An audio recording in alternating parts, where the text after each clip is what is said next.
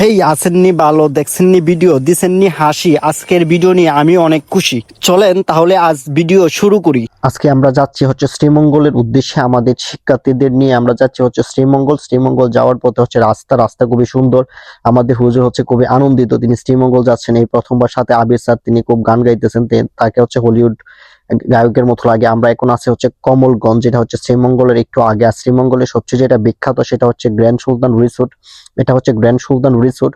আমরা এই পাশ দিয়ে যাচ্ছি। আমাদের মূল উদ্দেশ্য হচ্ছে লাউয়াচড়া জাতীয় উদ্যান, এবং লাউয়াচড়া জাতীয় উদ্যানের পাশাপাশি আমরা আরো দেখবো হচ্ছে গলপাট, দার্জিলিং টিলা, বধ্যভূমি 71, চা বাগান, রাবার বাগান, আরো যে উল্লেখযোগ্য স্থানগুলো আছে শ্রীমঙ্গলের, ওই সবগুলো দেখবো।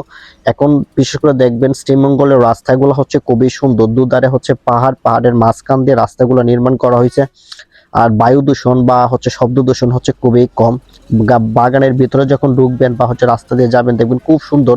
দুধারে অনেক উঁচু উঁচু গাছপালা, আর হচ্ছে বিশেষ করে রাস্তাগুলো হচ্ছে উঁচু নিচু। আর বিশেষ করে চা বাগানের ভিতর দিয়ে যখন আপনি রাস্তা দিয়ে ঢুকবেন, তখন আসলে ফিল করতে পারবেন যে এত সুন্দর পরিবেশ, এত সুন্দর আল্লাহ তাআলা সৃষ্টি করছে পৃথিবীর মধ্যে, এত সুন্দর জায়গা।